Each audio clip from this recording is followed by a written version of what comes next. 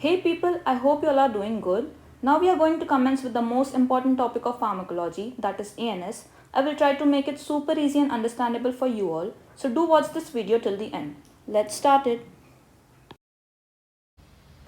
Okay, so introduction to ANS or the autonomic nervous system. So what part of nervous system is the ANS? Let's see. Our nervous system is firstly divided into central nervous system and the peripheral nervous system. So the ANS or the autonomic nervous system is part of peripheral nervous system and the other part is somatic nervous system. Now we are going to study autonomic nervous system in detail in further videos, and the autonomic nervous system is further divided into sympathetic nervous system and parasympathetic nervous system. Now firstly, let us see what is the main difference between the ANS and the somatic nervous system. So the ANS, it is self-governing, involuntary, that is not under our control, and it maintains the normal body homeostasis. Whereas the somatic nervous system is under our voluntary control. Second point, there are two motor neurons present to connect the CNS to effector organs in case of autonomic nervous system. So this is one and this is the second. Whereas in the somatic nervous system, only one motor neuron is present which connects the central nervous system to the skeletal muscle. In ANS, it innervates the visceral organs like heart, smooth muscles and exocrine glands, whereas somatic nervous system purely innervates the skeletal muscles. The ANS controls body functions like circulation, digestion, excretion, whereas the somatic nervous system, it controls the skeletal muscle tone. Now that we know the difference between autonomic and somatic nervous system, let's jump into autonomic nervous system in detail. As we discussed earlier, the ANS is divided into sympathetic and parasympathetic nervous system. So what is the difference between these two? Sympathetic is basically fight and flight response, and parasympathetic is the response at rest. So the first difference, from where does this arise? So sympathetic arises from the T1 to L2 part of the spinal cord. So thoracolumbar outflow, T1 thoracolumbar till L2. So here is the thoracolumbar outflow. Whereas parasympathetic arises from the cranial as well as the sacral outflow. So the cranial C3, C7, C9 and C10, and sacral S2, S3 and S4. You have to learn this. Now as we know, in ANS we have two motor neurons. So in sympathetic also there are two motor neurons, and in parasympathetic also there are two motor neurons. But what is the main difference between them? So in sympathetic, the preganglionic fibers are short. So this is the ganglion here. What is ganglion? It is nothing but a collection of neurons. So preganglionic, this one, is short in sympathetic nervous system and the postganglionic is long. It is vice versa in case of parasympathetic. The preganglionic fibers are long and the postganglionic are short. Okay, so now listen to my next point very carefully. In ANS, we have various types of receptors like nicotinic and muscarinic, which is mainly for parasympathetic nervous system, and alpha and beta receptors, which are for sympathetic nervous system. But in case of ganglion, ganglions are present in both the cases. For ganglion, always the receptor is NN receptor, that is neuronal nicotinic receptor. And so the neurotransmitter released is acetylcholine in both the cases.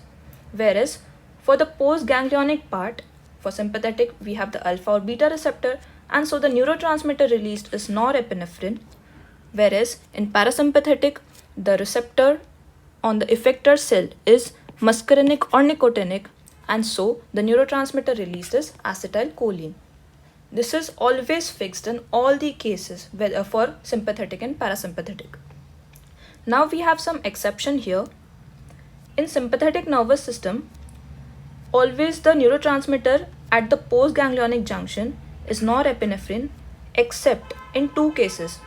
It is acetylcholine in case of sweat glands and adrenals, and dopamine in case of renal blood vessels. So you have to remember these two exceptions. Elsewhere it is always norepinephrine. Now after the difference, the next point is most visceral organs receive supply from both the sympathetic as well as the parasympathetic part of nervous system. Example, suppose in heart. So just apply a logic here. In case of fight and flight response in sympathetic nervous system, like when you are angry or surprised or excited or fearful, your heart rate increases due to the increase in force of contraction. So the sympathetic part does the work of increase in force of contraction and heart rate, whereas the parasympathetic is opposite, so it decreases the force of contraction and heart rate. Then in case of bronchi, the sympathetic nervous system does bronchodilation and parasympathetic does bronchoconstriction, that is constriction of the lumen of bronchi. Now there is a clinical importance here. You will learn further in the ANS that whenever there is asthmatic patient, there is bronchoconstriction present due to which the asthma is there. So when we want to treat it, we want to dilate the bronchi. So we will innervate the sympathetic nervous system. We do it by giving the adrenergic drugs, which innervates the sympathetic nervous system, right? Next, pupil. So when you are suppose in a dark room and your heart rate is already increased, your sympathetic nervous system is already activated, what will happen to the pupil size in a dark room, in a fearful place? Your pupil will be dilated because you need to accommodate more light to see the situation. Okay, so there will be mydriasis or the dilatation of pupil, whereas the parasympathetic nervous system does the opposite, that is meiosis or constriction of the pupil, right? Now what happens to the GI motility? Suppose you are in an angry situation or a fearful or whatever state, your peristalsis decreases due to decrease in motility. Obviously you don't feel the urge to defecate when you are in a fight or flight situation, right?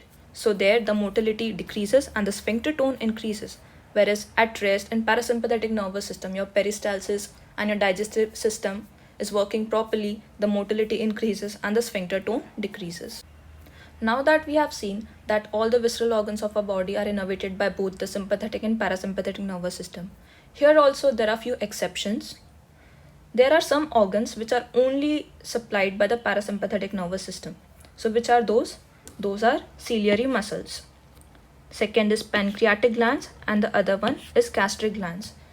The ciliary muscles is contracted, the pancreatic and gastric glands are activated, and so more of the digestive juices are secreted, right? Now there are some organs which only have sympathetic supply. So those are sweat glands, hair follicles and most blood vessels. Now in case of blood vessels, there is vasoconstriction and vasodilatation. So both these parts are played by sympathetic nervous system alone. So if alpha receptor is activated, it causes vasoconstriction, and if beta receptor is activated, it causes vasodilatation. So here are few exceptions. Now this is the last part of the video and the very easy part which I think everyone knows. Let's just revise it quickly. What is neurotransmission? So neurotransmission is basically the transmission of electrical signals from one neuron to another through the synaptic cleft. How does this happen? Let's see. First, the action potential comes from the previous neuron, okay, which leads to depolarization of the presynaptic membrane. So this is the presynaptic membrane, this is the postsynaptic membrane, this space here is the synapse, right? So action potential comes, it depolarizes the presynaptic membrane. Now this leads to opening of presynaptic voltage gated calcium channels. So here are the voltage gated calcium channels which opens. Calcium from outside moves in. Now this calcium binds to the synaptic vesicles. These vesicles contract. With that, the vesicle moves to fuse with the presynaptic membrane. So these vesicles move here to fuse with the presynaptic membrane. There is lysis of the vesicle. The contents in the vesicle, that is the neurotransmitter, are then released into the presynaptic cleft. These neurotransmitters then bind to the receptors. These are the receptors on the postsynaptic membrane, which leads to depolarization of the postsynaptic membrane by the influx of sodium. So this was very simple neurotransmission. I hope you understood it. This is it for today. Your likes and comments would definitely make my day and would motivate me to make more such videos. Signing off, this is Palak Sanghai.